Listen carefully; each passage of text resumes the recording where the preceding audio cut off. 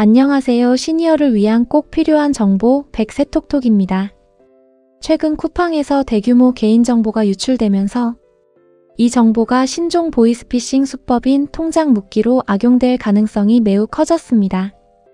개인정보가 범죄 조직의 손에 흘러들어가면서 지금 전국적으로 통장 묻기라는 신종 보이스피싱 수법이 급격히 확산되는 조짐을 보이고 있습니다. 이 수법은 피해자가 아무 행동도 하지 않았음에도 내 이름으로 된 모든 계좌가 한순간에 정지되는 치명적 방식입니다. 특히 주말 휴일에 발생하면 사실상 대응이 어려워 생활, 사업, 결제까지 모두 멈출 수 있는 매우 심각한 문제입니다. 여기에 더해 최근 들어 이런 상황이 실제로 벌어지고 있습니다. 갑자기 모르는 돈이 입금되고 고지어 방금 보낸 돈 잘못 보냈습니다. 바로 돌려주지 않으면 신고하겠습니다. 이런 문자가 도착하는 경우가 잦아졌습니다. 예고 없이 이런 메시지를 받으면 누구나 당황합니다. 바로 연락하는 분도 계시고 혹시 실수인가? 하며 입금된 돈을 써도 되는지 헷갈리는 분도 계십니다. 바로 이 순간을 범죄 조직이 노리고 있습니다. 그렇다면 갑자기 모르는 돈이 내 계좌로 들어오고 고지어 돈을 돌려달라 신고하겠다는 문자가 온다면 여러분은 어떻게 대응해야 할까요? 오늘은 왜 이런 사기가 쿠팡 사태 이후 급증 우려가 있는지, 어떤 행동을 절대 해서는 안 되는지, 그리고 어떻게 대응하면 내 계좌를 지킬 수 있는지 핵심만 정확하게 설명드리겠습니다.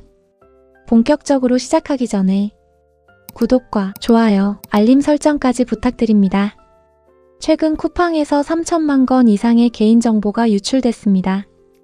이름, 주소, 전화번호, 구매 내역까지 그대로 노출됐기 때문에 범죄 조직 입장에서는 바로 실행 가능한 명단이 생긴 셈입니다. 이게 첫 번째 위험입니다. 두 번째는 통장 묻기 수법 자체가 개인정보만 알면 즉시 실행된다는 점입니다.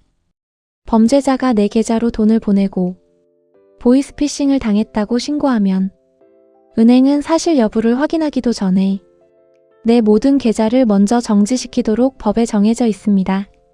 바로 이 구조 때문에 악용이 더 쉬워졌습니다.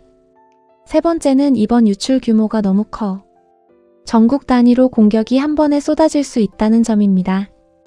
기존 보이스피싱이 무작위 발송이었다면 이제는 검증된 개인정보를 이용한 표적 공격이 가능합니다. 정리하면 대규모 개인정보 노출, 구조적 허점, 전국 단위 표적화 이 세 가지가 겹치면서 지금 통장 묻기 위험이 과거와 비교할 수 없을 만큼 커진 상황입니다. 이제부터 통장 묻기 사기가 어떤 순서로 우리 계좌를 조여오는지 문자 한 통에서 시작해 내 모든 계좌가 멈추기까지 어떻게 진행되는지 단계별로 함께 따라가 보겠습니다. 지금부터 들으실 몇 단계만 머릿속에 넣어두셔도 어느 날 갑자기 모르는 돈이 들어오고 낯선 문자가 왔을 때 아, 이게 그 수법이구나 하고 바로 눈치채고 끊어낼 수 있는 지점이 분명히 보이실 겁니다. 특히 지금부터 보실 내용은 겉으로 보기에는 평범한 입금과 문자 같지만 사실은 그 순간부터 내 모든 계좌가 한 칸씩 천천히 잠겨 들어가는 시작점일 수 있습니다. 어디서부터가 사기의 첫걸음인지 조금 긴장된 마음으로 함께 확인해 보시기 바랍니다. 먼저 실제 피해 사례부터 보시겠습니다. 한 시민의 계좌로 어느 날 100만 4천 원이 갑자기 입금됩니다. 처음에는 잘못 들어왔겠지 하고 넘겼지만 입금된 지 3시간 만에 모든 계좌가 사고 계좌로 일괄 정지됩니다. 막힌 것은 한 계좌가 아니라 전체 계좌였습니다. 생활비 계좌, 예금 적금, 비대면 계좌까지 명의로 되어 있는 모든 계좌가 동시에 중단됐습니다. 인터넷 뱅킹은 물론 자동이체, 카드 결제까지 전부 멈춰 생활비 인출조차 할 수 없는 상황이 되었습니다. 은행은 왜 바로 풀어주지 못할까요? 은행에 문의하자 돌아온 답은 단 하나였습니다. 신고가 들어오면 사실 여부와 관계없이 정지를 유지할 수밖에 없습니다. 우리는 수사기관이 아니라 임의로 해제해드릴 수 없습니다. 즉, 피해자가 아무 잘못이 없어도 범죄자가 보이스피싱을 당했다고 먼저 말하는 순간 은행은 법에 따라 정지를 유지할 의무가 생기는 구조입니다. 현행법에 따르면 사기범이 17일 내에 추가 서면 신고를 하지 않으면 정지가 해제되지만 그 17일 동안 피해자는 모든 금융이 차단된 상태로 기다릴 수밖에 없습니다. 사업, 생활, 공과금 등 모든 부분에서 큰 불편이 발생합니다. 이 사례는 피해자가 아무 행동도 하지 않았는데도 허위 신고 한 번으로 모든 계좌가 한꺼번에 정지되는 제도의 허점이 그대로 드러난 사건입니다. 그리고 이번 쿠팡 유출로 인해 이런 방식의 표적 공격이 언제든지 전국적으로 확산될 위험이 매우 높다는 점에서 특별히 경각심이 필요합니다. 여기서 가장 중요한 경고 2가지를 먼저 말씀드리겠습니다. 첫 번째 경고에는 절대로 연락하시면 안 된다는 것입니다. 사기범에게 답장을 보내거나 전화를 받는 순간 이미 노출된 정보 외에도 말투, 연령대, 생활 패턴, 가족관계까지 추가 정보가 모두 흘러나가게 됩니다. 범죄 조직은 이 작은 정보 하나로도 2차, 3차 공격을 정교하게 이어가기 때문에 가장 먼저 막아야 할 행동이 바로 연락금지입니다. 그리고 2번째 경고는 입금된 돈에 손대면 안 된다는 점입니다. 입금액이 적더라도 잘못 보낸 돈이니 쓰고 다시 보내면 되겠지. 이렇게 생각하시는 분들이 계십니다. 하지만 타인의 돈을 임의로 사용하면 금액과 관계없이 횡령죄가 성립합니다.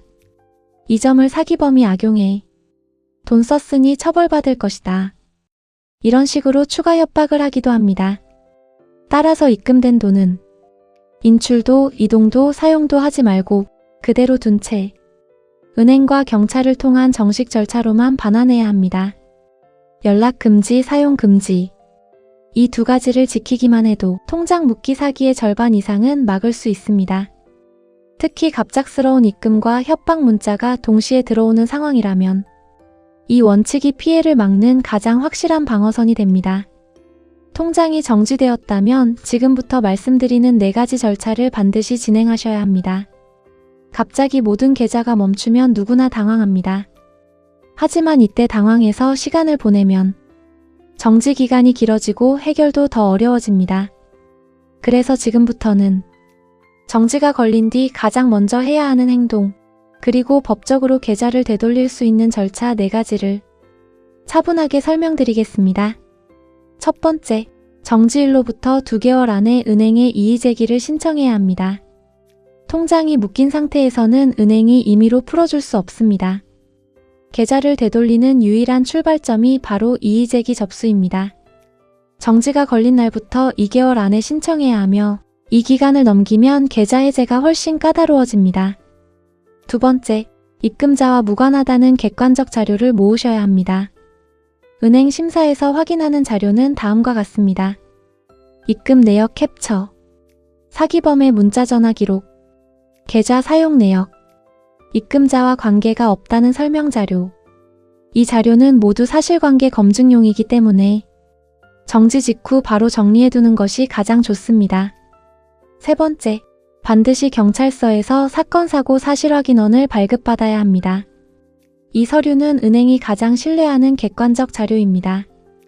경찰서 민원실에서 발급받을 수 있으며 통장 묶기 피해로 의심되는 입금이 있었다는 점을 설명하면 확인서를 받을 수 있습니다. 이 서류가 있으면 이의제기 심사가 훨씬 빠르고 정확하게 진행됩니다. 네 번째, 돈을 쓰지 않고 그대로 둔 상태여야 합니다.